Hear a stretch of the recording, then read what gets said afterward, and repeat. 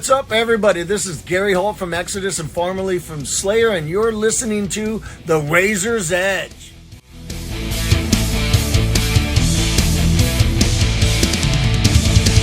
Hi, it's Kat, and I'm here at Bloodstock on Sunday with Headcount. How are you guys? Yeah, we're doing great, thank you. How are you? I'm not too bad, thank you. We're all frying a little bit in this heat, but so hot. It could be worse. We could be swamped with rain. Yeah, so there we are. Yeah.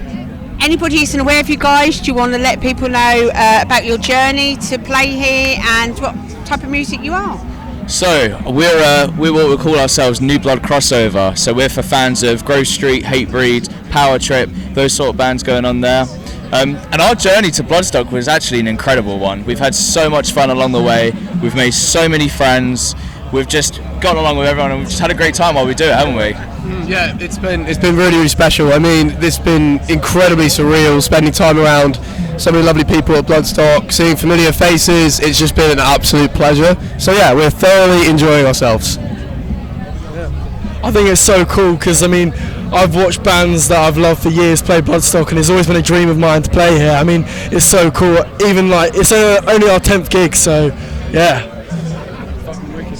10th gig. 10th so show, how yeah. many Metal of the Masses shows did you play? So there was 3 of Metal to the Masses shows. So yeah, so that makes up the majority of our our gig catalogue, isn't it? Yeah, we like to say that we picked up steam pretty quickly. I think that's the best way to put it. I think. Yeah.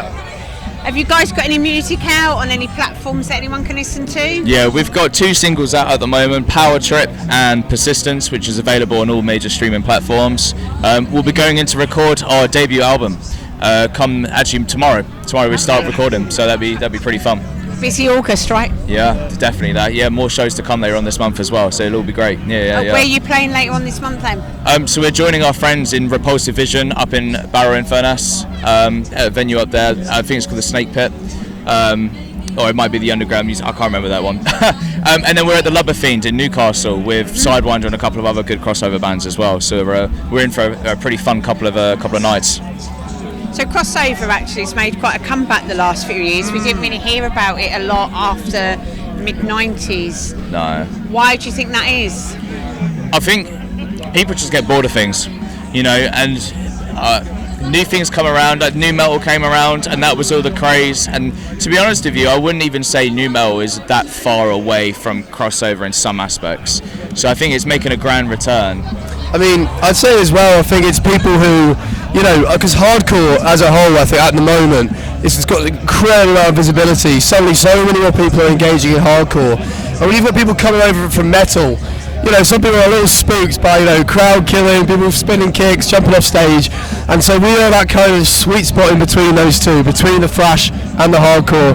And we like to cater to those folks, the metal folks and the hardcore folks, and hopefully make as many people bang their heads as possible. That's the plan. Well, yeah, if we look back, at the old 80s thrashers, I'm one of them. We've got our roots in punk. That's how thrash metal came about, and then into crossover. So it's kind of all amalgamating back together again. And I think the DIY thing has become quite important, hasn't it? Massively. Because obviously the music industry's changed in such a way that sometimes the artists are no longer really involved. I think it's probably a good bands word. are getting old now, aren't they? Most of the old bands are getting old, so you need people to headline festivals like this. And you need diversity. Exactly. Yeah. Within our genre, really, don't you? Yeah. Oh yeah, we're a young group. I mean, ranging between 18 and 22. So I mean, proper young, which means we've got plenty of energy, and it means that we've got no excuse not to run around and act like crazy idiots on stage, which we certainly will be today. So you talked about going to record your album and a couple of dates. Looking further on, next 12 months. Anything else that you want to achieve or you've got in the pipeline? We've so we're hoping to get the album out on this side of the year, which is it can be seen as quite rushed, but we've got a tour being booked for March next year, UK headline tour. So we've got some wiggle room there for release times if we want. We want to get out for a couple of more festivals as well. I think in November we've got some more festivals coming on, but we're currently filling out next year's calendar now. Yeah. I don't think it's rushed. I think you're using it as a springboard. You've got to capitalise on that time frame. Yeah. I think, like I said earlier, it's momentum, and if we don't capitalise on that, we'll get left behind. So we're just going to keep pressing, we're just going to keep working our absolute hardest, keep making music that we love and that other people will hopefully love too. That is the plan. finally, we're asking everybody the same question at the festival. We sadly lost Ozzy a few weeks ago. Yeah. What did Ozzy and Black Sabbath mean to you guys, your age group? Well, I mean, Joe could testify to this one, that I religiously played Crazy Train and Mr. Crowley growing up in secondary school. If you catch us at the New Blood stage, you'll see I'm always rocking my Randy Rhoads guitars. You know, it's got such a deep, like, influence on my playing, I would say, you know. His influence is almost unmatched, really. It's like, and you see that through every generation. I think that I've heard no less than 3 bands play Symptoms of the Universe just this festival, and that's going from bands that have been around for 30 years and bands that have been around 10. You know, the influence is absolutely unmatched, and the riffing, nothing about it has got old. You know, in the old Sabbath songs, the old Ozzy stuff, it's still fresh and it still gets people going. So yeah, it's an immense shame, but if anyone had lived their life to the fullest, it's that fella.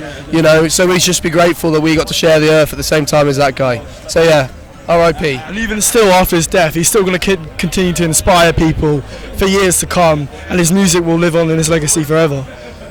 Yeah. Well, thanks so much for your time. Good luck with the show later. Thank you very much. We will see what comes of you next. Yeah, thank you very much. Really appreciate it. Thank you.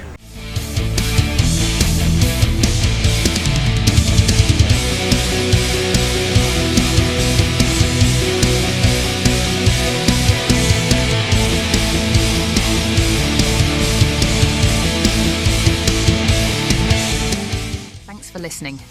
Make sure you keep up to date with all of our interviews by subscribing to our channel.